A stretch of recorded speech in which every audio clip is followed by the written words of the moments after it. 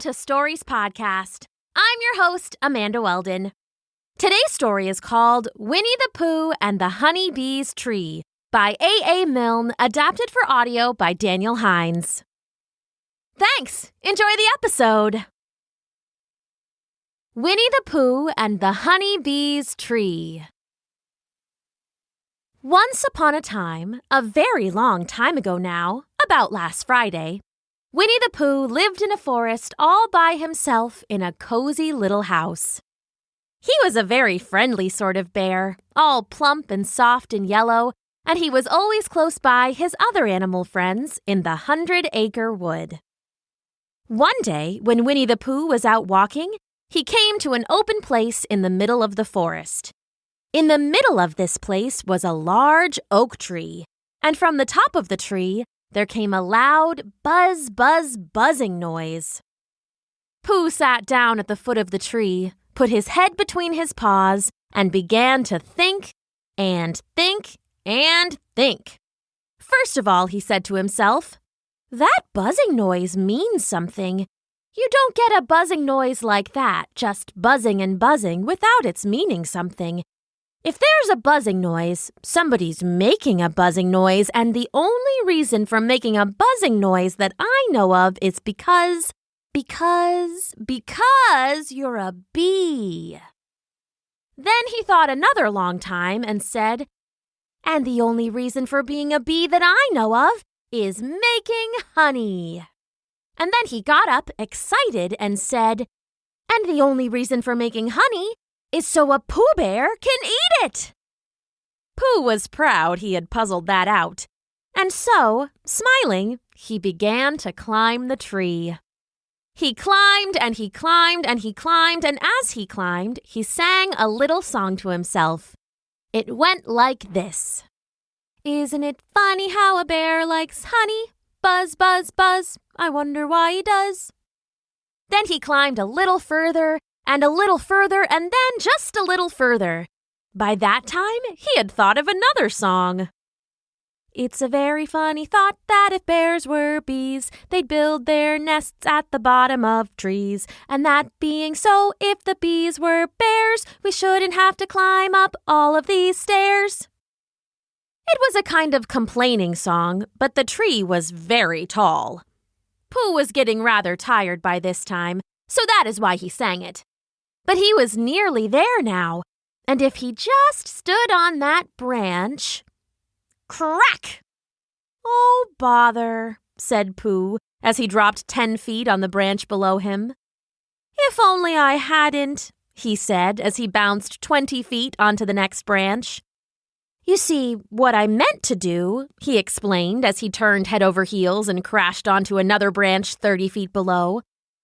"Of course, it was rather," he admitted as he slithered very quickly through the next 6 branches.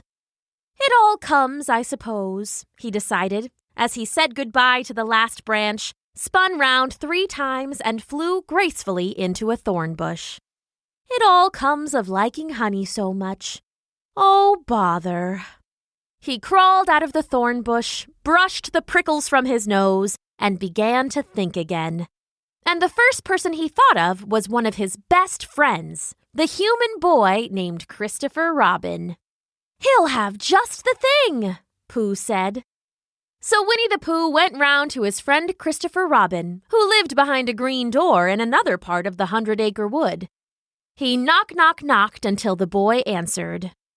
"Good morning, Christopher Robin," Pooh said. "Good morning, Winnie the Pooh," said the boy. "I wonder if you've got such a thing as a balloon about you?" "A balloon?" "Yes. I just said to myself coming along, I wonder if Christopher Robin has such a thing as a balloon about him. I just said it to myself, thinking of balloons and wondering." "What do you want a balloon for?"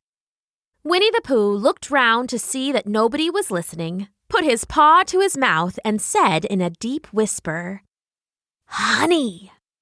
"But you don't get honey with balloons," said Christopher Robin. "I do," said Pooh.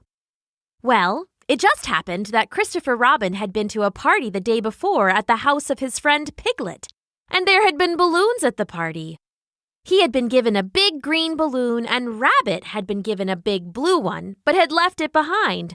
So Christopher Robin had brought both the green one and the blue one home. "Which one would you like?" he asked Pooh. Pooh put his head between his paws and thought very carefully. "It's like this," he said.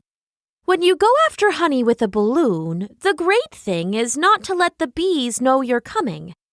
Now, if you have a green balloon, they might think you were only part of a tree and not notice you. And if you have a blue balloon, they might think you were only part of the sky and not notice you. And the question is, which is the most likely?" "Wouldn't they notice you underneath the balloon?" Christopher Robin asked. "They might, or they might not," said Winnie the Pooh. "You never can tell with bees." He thought for a moment more and said, "I shall try to look like a small black cloud. That will deceive them." "Well, then you'd better have the blue balloon," Christopher Robin said. And so it was decided. Well, they both went out with the blue balloon, and Winnie the Pooh went to a very muddy place that he knew of and rolled until he was black all over. And then, when the balloon was blown up nearly as big as Pooh himself, they were ready. At a nod from Pooh, Christopher Robin let go of the balloon string, and Pooh Bear held on tight. He floated gracefully up into the sky and stayed there, level with the top of the tree. "Hooray!" the boy shouted. "Isn't that fine?" shouted down Winnie the Pooh. "What do I look like?" "You look like a bear holding onto a balloon." "Not," said Pooh anxiously, "not like a small black cloud in a blue sky?" "No, not very much." "Ah, well, perhaps from up here it looks different. And as I say, you never can tell with bees." Careful as he could, Pooh reached into the tree and scooped out a pawful of sweet yellow honey. He ate it with a smile, but then the bees began to buzz, buzz, buzz, and not in a happy way. "Christopher Robin?" Pooh said in a loud whisper. "Hello!" "I think the bees suspect something." "What sort of thing?" "I don't know, but something tells me that they're suspicious." "Perhaps they think that you're after their honey." "It may be that. You never can tell with bees." There was another little silence, and then Pooh called down again. "Christopher Robin?" "Yes?" "Have you an umbrella in your house?" "I think so."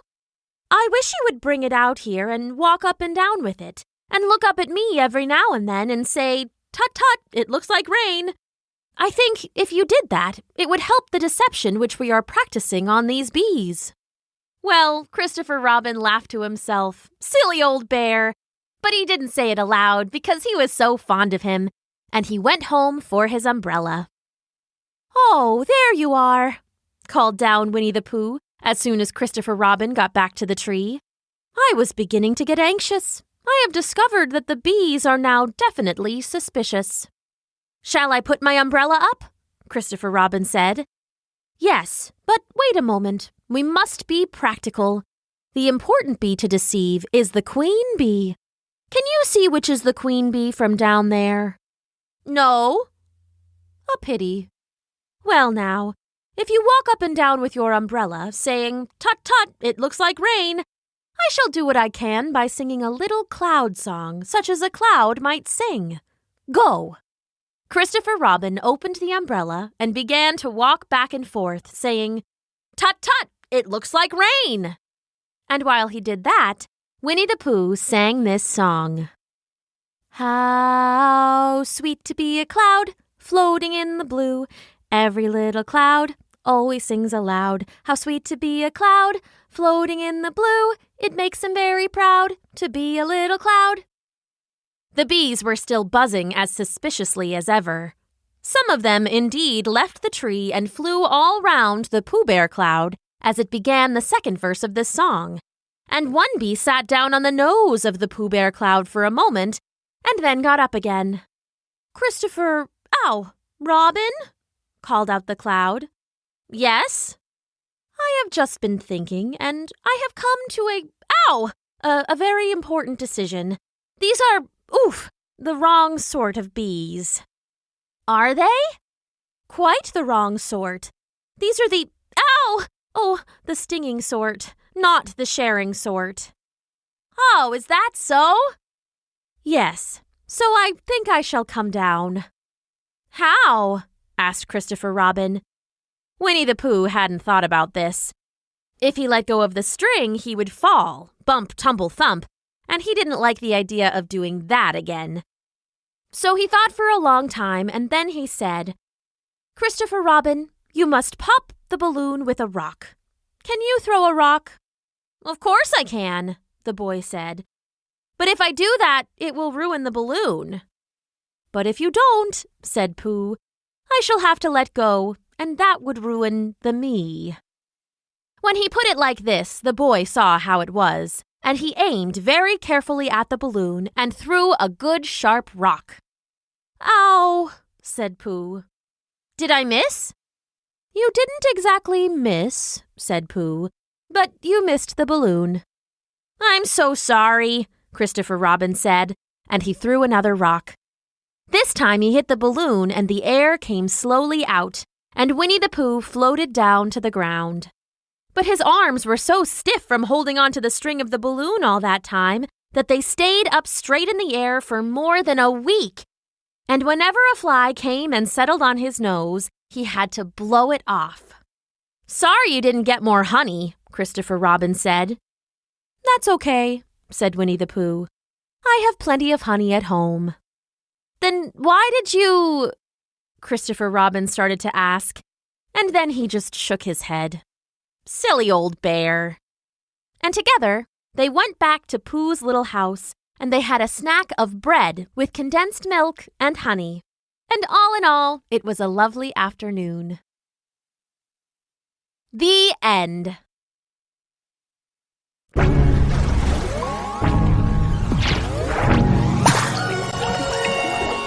Thanks for listening.